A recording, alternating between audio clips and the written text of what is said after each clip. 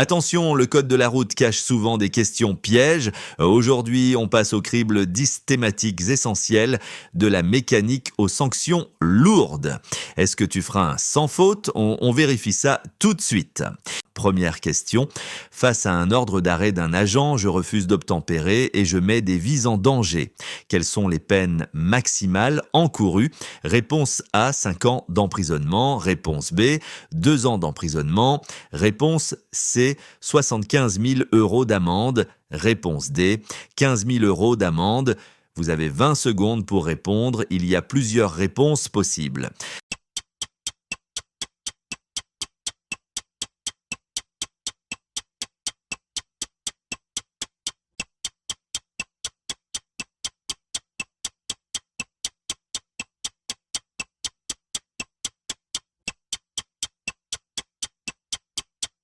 La réponse est A et C, explication. Le refus d'obtempérer avec mise en danger d'autrui est passible de 5 ans de prison, de 75 000 € d'amende, la peine est doublée en récidive, ainsi que d'une suspension de permis et de la saisie du véhicule. Deuxième question. Sécurité routière. Quelle distance était nécessaire pour stopper mon véhicule? Réponse A, environ 10 mètres à 30 km par heure. Réponse B, environ 3 mètres à 30 km par heure. Réponse C, environ 50 mètres à 50 km par heure. Réponse D, environ 25 mètres à 50 km par heure. Vous avez 20 secondes pour répondre. Plusieurs réponses sont possibles.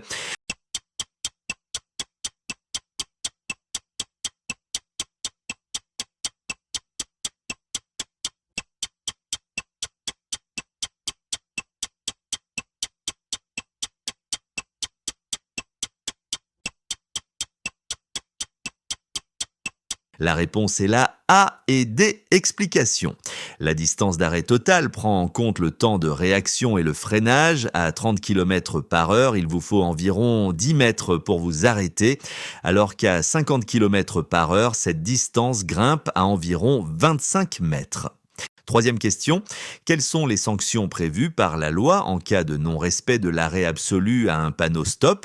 Réponse A, un retrait de points sur le permis de conduire. Réponse B, uniquement un simple avertissement oral. Réponse C, le paiement d'une amende forfaitaire. Réponse D, aucune sanction si la visibilité est bonne. Vous avez 20 secondes pour répondre, plusieurs réponses sont possibles.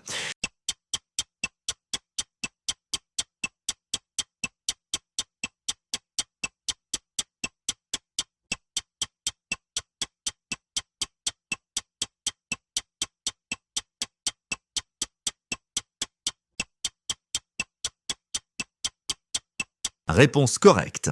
A et C. Explication.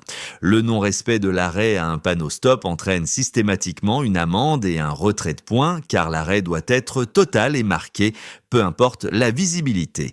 Quatrième question. Une position de conduite mal ajustée a-t-elle un impact sur la vigilance du conducteur? Réponse A. Oui, cela favorise l'endormissement. Réponse B. Non, cela n'influe que sur le confort physique. Vous avez 20 secondes pour répondre.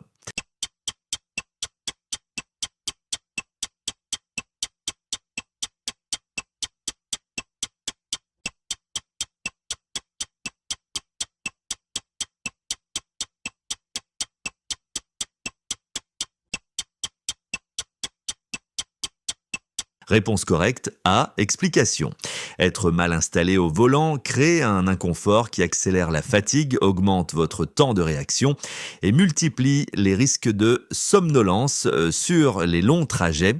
Cinquième question. Quelle est la meilleure méthode pour consulter son itinéraire sur GPS tout en roulant? Réponse A. Regarder l'écran longuement pour bien mémoriser le trajet. Réponse B. Jeter plusieurs coups d'œil rapides et successifs à l'écran. Vous avez 20 secondes pour répondre.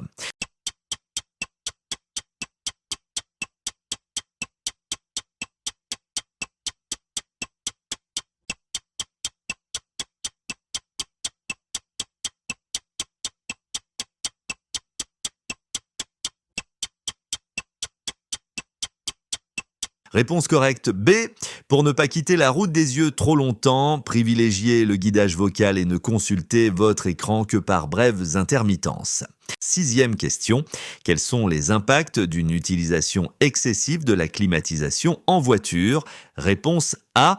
Une hausse du budget carburant. Réponse B.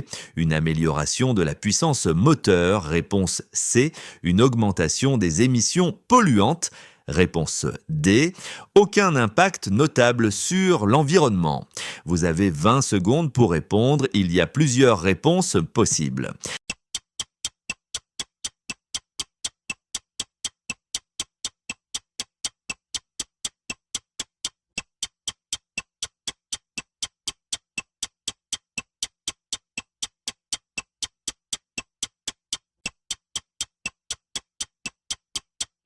Réponse correcte, A et C.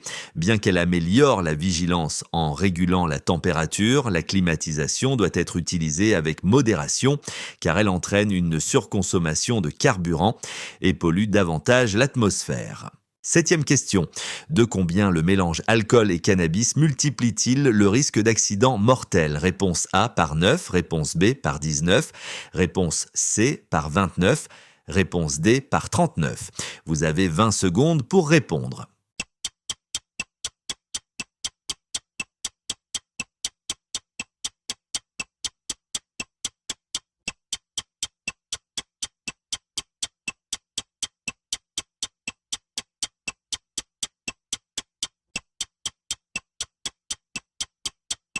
Réponse correcte, C. L'association du cannabis et de l'alcool est extrêmement dangereuse car ce cocktail multiplie par 29 le risque d'être impliqué dans un accident mortel. Huitième question, quelles sont les sanctions maximales encourues pour un délit de fuite, même lors d'un simple accrochage matériel? Réponse A. 1 an de prison. Réponse B, 3 ans de prison. Réponse C, 15 000 € d'amende. Réponse D, 75 000 € d'amende. Vous avez 20 secondes pour répondre. Il y a plusieurs réponses possibles.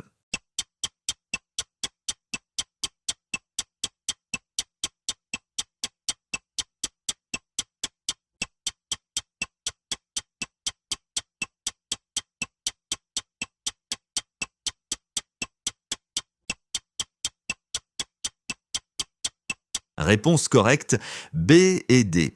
Quitter les lieux d'un accident sans laisser ses coordonnées est un délit grave, passible de 3 ans de prison et 75 000 € d'amende, que les dégâts soient corporels ou simplement matériels.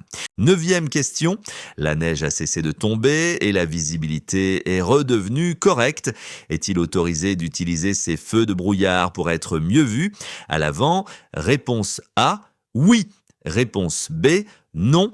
À l'arrière, réponse C, oui. Réponse D, non. Vous avez 20 secondes pour répondre.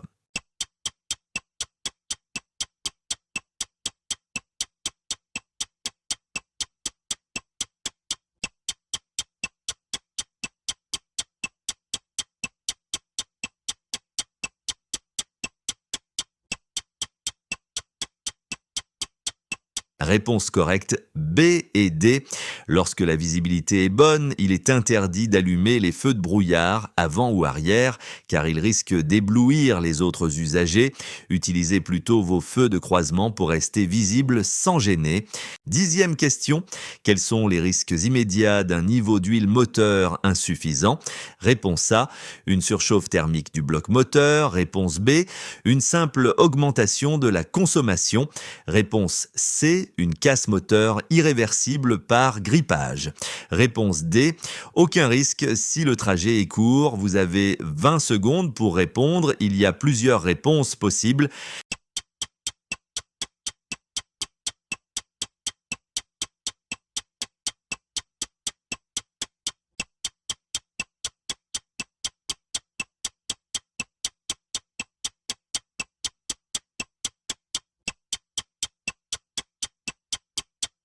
Réponse correcte, A et C. Indispensable à la lubrification et au refroidissement, un manque d'huile provoque l'échauffement des pièces métalliques qui finissent par se gripper et briser le moteur. Le code ne s'invente pas, il s'apprend. Si tu as fait plus de 5 fautes aujourd'hui, ne lâche rien et continue de t'entraîner. Vous l'aurez, ce permis. Partage ton score en commentaire et abonne-toi pour ne rater aucune révision.